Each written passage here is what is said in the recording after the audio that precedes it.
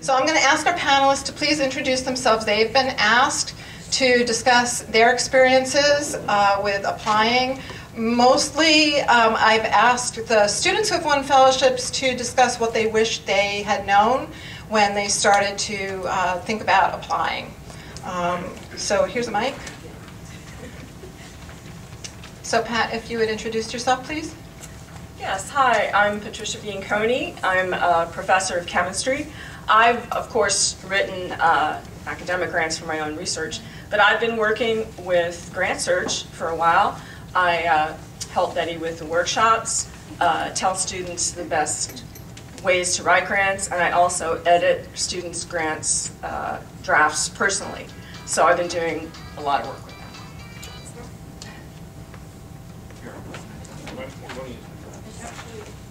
Oh, here we are, yeah. Hello, my name is Anicia August. I'm a third-year PhD student, Polymer Science and Engineering. I won the NSF Fellowship,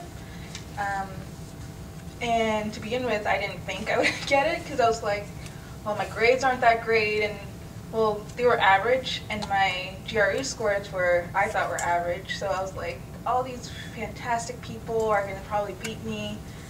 And so my best friend convinced me to actually still apply. She had like fabulous grades, I think close to a 4.0, like really, really high GRE scores. So I thought she was, of course, a shoo-in for the award.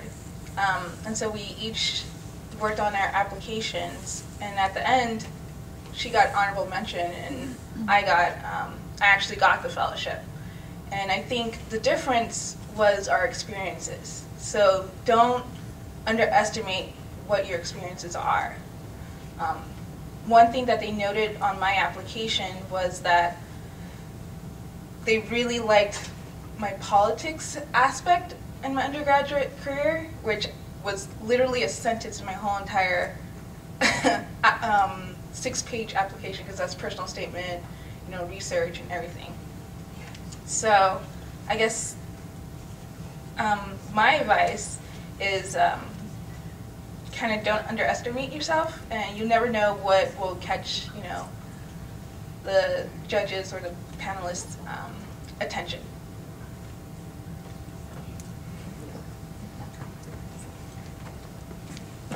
Hi, my name's Erica Cows. I'm a first-year student in the MA PhD in anthropology here at UMass. And I guess I have a little bit of variety of experience in doing grants and fellowships. So the first one I applied for was the Beinecke Fellowship, which is a national fellowship for graduate study that you actually apply for your junior year in undergrad. So, and that's the only time they take applications for that. So that was the first one I had written, and I ended up getting that, and then applied for a Fulbright for a year in between of research in between undergrad and coming here. So I guess and I applied for an NSF this fall, but I don't know whether that's still in the ether. So I guess sort of my lesson learned, or what I wish I knew to begin with, is like, just apply for everything.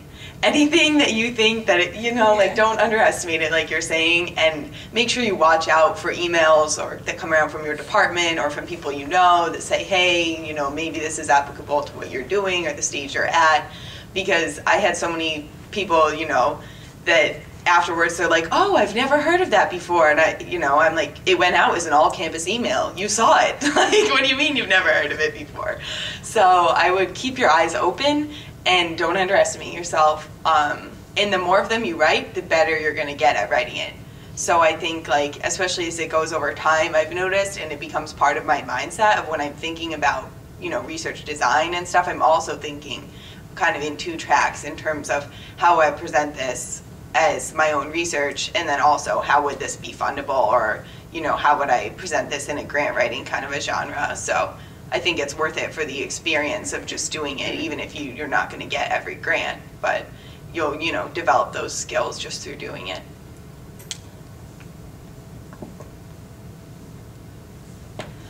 Good morning. My name is Amanda Rissling. I'm a first-year PhD student in the linguistics department. I'm kind of glad Erica went before me because we have pretty much the same undergrad pedigree. I also am a Beinecke Fellowship recipient. I also won a Fulbright for a year between my undergraduate and graduate study. I applied for an NSF Graduate Research Fellowship while I was abroad last year, and I got an honorable mention.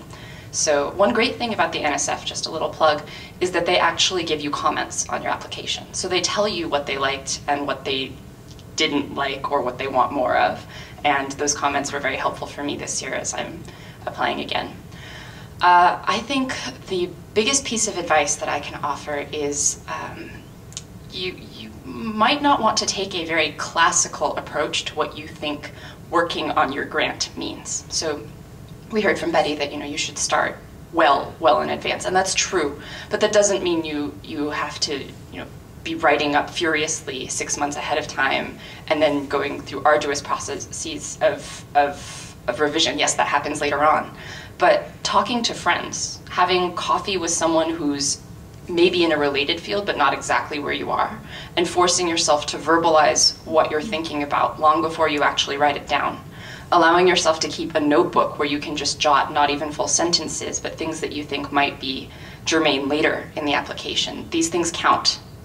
They count, and if you are good about keeping your notes all in reasonably one place, they will help you a lot later on. So I guess that, and don't be afraid to reuse material. So especially with personal statements, you've lived one life and you tell one life story. Now granted, for some fellowships, you're going to highlight different aspects of that, but I've used the same personal statement, which has of course been added to and given slightly different emphases as I've applied for different things for the past 6 years. And so when you start planning how much time you're going to spend on any aspect of an application, go ahead and prioritize well ahead of time the things that are new. And then allow yourself later on to just revise, because you're not plagiarizing, it's your own work. So yeah, those are my top tips. Give me one sec. Sorry. Yeah, I just wanted to make a couple of comments before John makes his remarks.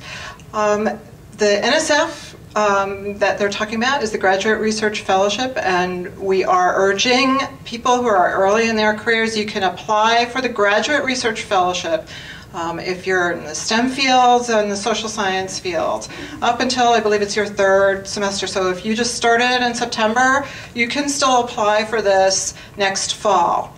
And really, really urging as many people as possible to put in that application. It is not a complicated application. They gear it specifically toward beginners to give you that experience of applying without making it too arduous a process. There are lots of people on campus who can help you work with that. So please consider trying it. We're going to hold a workshop introducing it to you in the spring, a little later in the spring, so that you can be thinking about this and working on it through the summer. We're really, really urging students on campus to apply. The other thing I wanted to bring up was this idea that's been mentioned twice now about pairing up, working with peers. This is something we've seen over and over again, really, really leads to success. If you can find a friend or even just someone you know a little bit in your department and say, we both want to go, even if you're going for the same fellowship, you can see there's a collegiality to it. You don't have to think of yourselves as competitors. You can think of yourselves as working together and hopefully coming out to be successful. Honestly, an honorable mention is also success. So it's a really, really great idea. You keep each other motivated, you keep each other on track, and you keep your morale up in a way that really, we've seen people, even pairs where both students won fellowships, different fellowships at the same time. So I would suggest really taking that to heart. So I'm just going to also hand the mic to Pat first for a moment to talk about some experiences she's had reviewing applications. Yes, I would just like to again stress and emphasize everything that everybody said here. It's really important. And about my experiences as a reviewer, you really can't get a grant funded unless you know the genre of writing. Reviewers are always really overburdened. I'll get 300 applications to review. If you have 2 weeks, you're lucky, okay? So there has to be some method of sorting into the ones you're going to spend most of your time on. And what I do, and what most people do, is go for 3 piles. You do a read-through quickly, you put one that are very good, excellent, you're gonna go through those very carefully. Others that are good need, deserve more attention. And the 3rd pile is ones that have no chance. You're not even gonna look at them again. People usually sort these by reading as little as possible to make that determination. Usually it's the introduction or summary or abstract. If you don't have that written in a way that's going to tell the reviewer that you're worth extra time, you will end up in the no chance pile. Now the reason, again, that Grant Search is so valuable is that you'll learn that vital structure to keep you out of that pile. The 2nd pile, remember, the reviewer does and goes through the ones that are excellent first, reviews them all carefully, because usually there are more in the very good, excellent pile than there are awards. So if you go through that pile and there's, 30 of them out of 300, but there are only 5 awards, you're not going to go back to the good pile. Okay, a conscientious reviewer may go through again kind of quickly and carefully to make sure they haven't excluded anyone, but you really want to make it into the very good pile. And that's where knowing how to write the rest of the grant really makes that difference. You want to get in the very good pile. I also, what's going to turn the reviewer off, sort of 2 things. Every foundation or grant or agency has a mission. They have a mission statement. It'll be on the web. We even call this the hook, okay? You can't be writing on a subject, no matter how wonderful, no matter how excellent, that they don't fund, that this is not something that they're interested in. So the first thing the reviewer is looking for is, do we fund this? Okay. The second thing the reviewer is looking for is a clear explanation that the reviewer understands as to what you're doing and why it's important. It is very rare to get a reviewer that's in exactly the same field as you. You hope it's sort of a related field, but there's no guarantees. I have reviewed and edited a student's grant proposals that are in all the STEM fields, all the social science fields, history, literature, Italian literature, advanced mathematics, things that I know nothing about. But even though I may not have understood the details of the exact project, I could follow along. What they were trying to accomplish and why it was important was very clear. And I could even sort of follow along each goal they stated and why that was important. So you must be able to do that. Again, if I can understand things in comparative literature and mathematics, then okay, then anyone can do it. So once you have the structure down, once you've written your research or approach or whatever, and learn that structure and learn that format, often to use that basic structure to apply to many, many different proposals is not much more than a minor tweak. Every sort of funding that Betty had up there is going to require that hook, that same sort of general presentation. So once you get it down, it can be much better. So I really emphasize, Betty will teach you how to do it. Yeah, and I just wanted to say this may sound like complete Greek to you right now, and I'm sorry if you're Greek, it sounds like something else. But we will, in our workshops, we will discuss what is the structure, what is the intro paragraph or the abstract, where do you look on the website of a funder to find what it is they're looking for in an application? So it may sound very confusing right now, but it's honestly not that confusing. There are structures, they're fairly consistent, and we're here to explain that to you. So I also wanted to just sort of throw in, you're not on your own at all about this. So if your department isn't holding workshops, talk to your GPD and say, hey, there's Grant Search on campus, contact them and request a workshop, and we will come to your department and help out. Or you can just make an individual consultation appointment and come and ask us. So there are lots of ways to do this, and mostly we want to encourage you and say there's help for you here on campus. The graduate school is here to help you succeed. We're not here to, make your time longer and more arduous. We're actually here to help you get through, be successful, and move on. So if you're not getting the encouragement and help you need about any of the things we're talking about, contact us at the graduate school and we will make sure to help you out. So, and with that, I think it's a good lead in to the graduate dean, John McCarthy. My name is John McCarthy. I'm the dean of the graduate school, and I'm also a professor in Amanda's department, linguistics. I had an NSF graduate research fellowship back when I was in grad school, and that's one of the reasons I am sponsoring this workshop. When I got that fellowship, I got a stipend of $300 a month. My rent in Cambridge was $100 a month, and I had $200 a month to spend on everything else. I was rich beyond all imaginable. I saved money. It was great. I think next year the NSF, maybe in this year, they pay $33,000 stipend.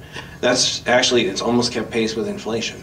That's a lot of money for a graduate student, and it's a big motivation.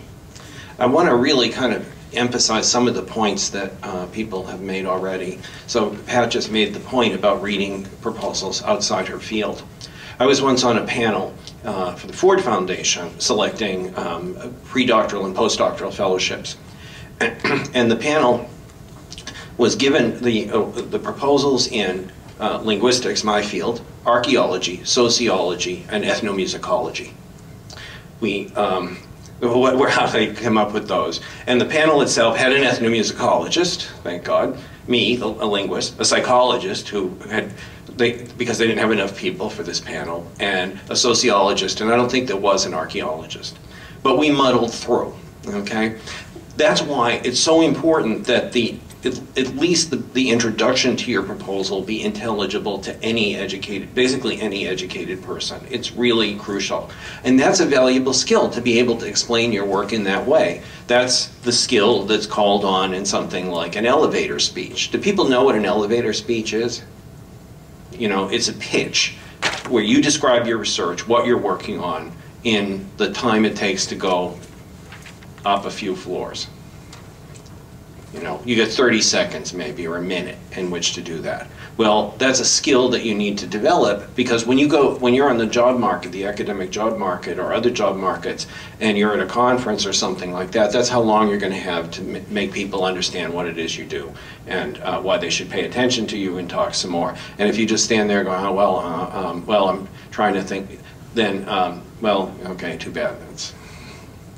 Your chances are over. One last point, if I may. Am I wandering too much? Okay. Because I'm the dean, I actually have the data on where the NSFs are. I don't know about all the other fellowships, but I know where the NSFs are in this campus.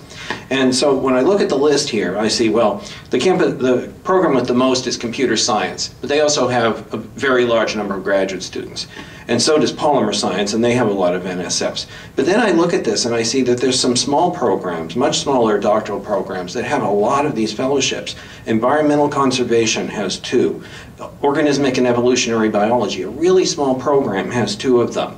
Psychology, not very big, has 3. Civil engineering has a couple, and they're not a huge program. Linguistics has 4.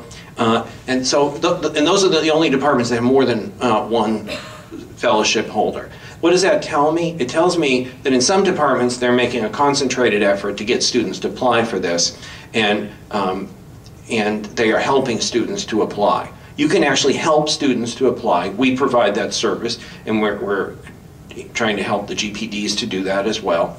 And so if you don't apply, you won't get it. And a crucial fact, the number of awards in your field is proportional to the number of applications in your field. So you help your field if you apply. That's all.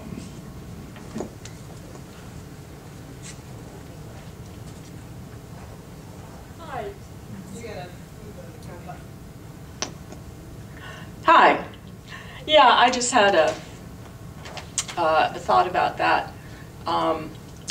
I've worked in actually a lot of other areas, industry, and had other jobs besides being an academic. And I can tell you there is no job, none, where you will not have to explain your research and your work and why it's important to someone. Your upper administration, one job that I worked, your raise and your continued employment was reviewed every year, and if you couldn't make a good case, well, anyway, or of course, to in job interviews, there's just no job you can get. And again, most of these people to whom you're explaining it and who are evaluating you are not in your field. So that's very important. Also, it is a statistical game. Even in like chemistry, they say, okay, chemistry professors are awarded about X% of grants they apply for, so if you want to get 2, then you have to apply for this many. And so you just set it out there and figure you'll get some statistical percentage. Of course, the more you apply for, the more the likelihood is that you'll get one. And then, yeah, I'll just say something I think I didn't really get to before. One thing that reviewers really look for, and I think that a lot of people end up in the wrong pile for, is that you really have to tell the reviewer why what you're doing is important or interesting. You can explain, I'm going to do this, travel to a village and study linguistic skills in children, and then it'll be, yeah, and how is that going to push forward the knowledge of in your field? How is that going to be a breakthrough? How is that going to contribute to society? That's what they're looking for. So that is something that we stress, and we explicitly teach you the actual formula of how to lay these out. Thanks. My assistant, Julie, who is a candidate in PhD candidate in history, would like to say a few words. So I'm going to turn this on. I'm Julie Deshanta. I'm a PhD student in history, and I'm from Canada. And as soon as I learned about grants when I was going to go to grad school, I applied. But I always thought of grants, I don't know if you will agree, as basically an investment from those foundation and whatnot. And so if you think about it, when you're going to get a mortgage, what do you need? You need good credit, you need a good job, you need collaterals. And I feel that if we think about grants that way, and you prepare the collaterals right away, you're actually putting more chances on your side. So the collaterals, because they're investing in your brain, are going to be your production already.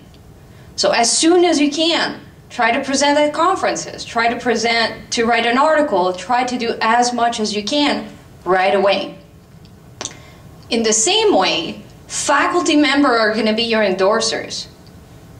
Those people are going to be also guarantees that your work is worth something. Because if someone doesn't know what your work is worth, they're not going to invest in you. And what I would say is that you meet so many people in your first year of PhD, and it's overwhelming. The important part is to have at least 2 or 3 people that can back your work.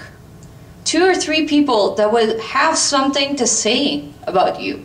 and something really important, because I've seen so many people tell me, oh, I didn't get in, but I didn't realize that that faculty had written 3 lines for me. And I don't know if that makes sense for those of you who have evaluated grants. When you receive a not so good, to not say other words, letter of recommendation, how much does it impact an application, you know? Just to be clear, when you apply for a major fellowship, one of the things you have sent along are letters of recommendation, usually 2 to 3, usually faculty. So what Julie's referring to is that you need to work on establishing those relationships with faculty early on so that they will have something very positive and substantive to say about your work. Be very, very sure that if you ask someone to write a letter of recommendation for you, that they actually like your work. That they're actually going to write, and it's happened. We've seen it happen, that people's letters of recommendation are really not that enthusiastic, and if you have a spectacular proposal, maybe that won't sink you, but most often reviewers are deciding amongst a group of very, very good proposals, and so any little thing that might sort of knock you out of the box will be the thing that doesn't get you funded.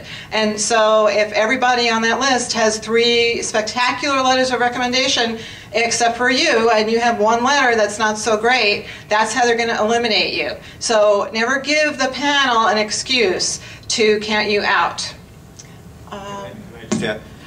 Just a quick thing. When you have a huge number of things to evaluate and very few slots in which to put them, you know, very few awards, one of the things you're doing is you're just looking for reasons to reject stuff. That's all you can do. Otherwise, it's overwhelming. And just speaking to that, one little tip is that when you're asking for a letter of recommendation, ask something like, do you feel or could you write me a strong letter? Don't omit the adjective strong, okay? That gives them a chance to say, well, I feel perhaps someone else would know you better and would make a stronger, you know, something. And again, excellent letters of recommendation will, of course, help weed out the people in the excellent pile to the ones who are going to get the award. They will perhaps make the difference between whether you get into the very good or the good pile.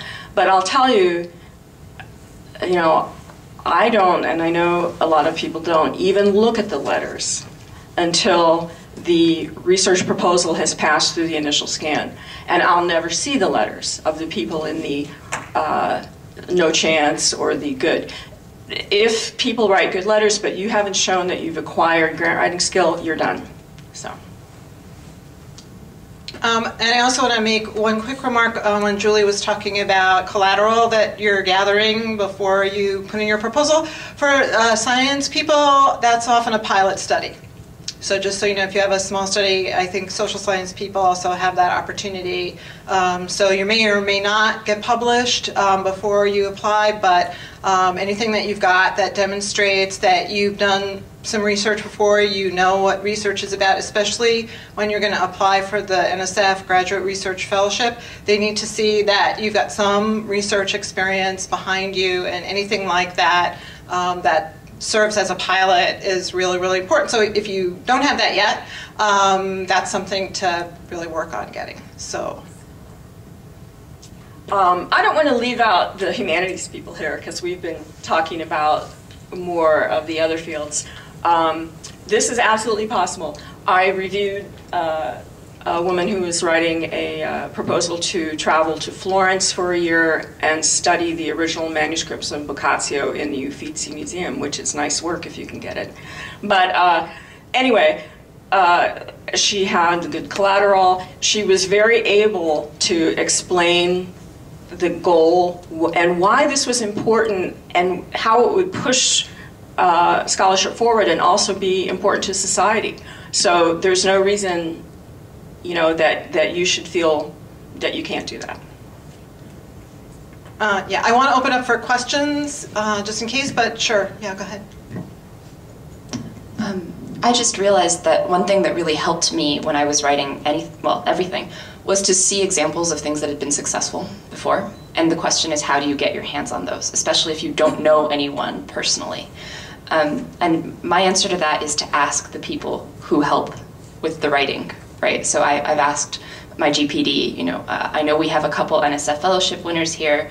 Would you ask them on my behalf to share their materials? And one of them said, sure, here are all my materials. And one of them said, well, I'll only give you my proposal of research. And the same thing when I was writing a Fulbright grant. Side note, Fulbright grants are written really generally, so if you can get your hands on any one, you'll find a way to translate it over to yourself. And so even if you don't know someone personally, or you're not sure that that person would do you the favor, approaching it in the way that you go to someone who is in charge of helping and say, can I see an example? Do you have anything that I could model mine off of? Is very worthwhile, but something you shouldn't be shy about, because I know it's difficult to ask that kind of thing. Okay, so are there any questions before we wrap up? Incredibly overwhelming? That's okay. I actually have one more thing to say. Sorry, Pat.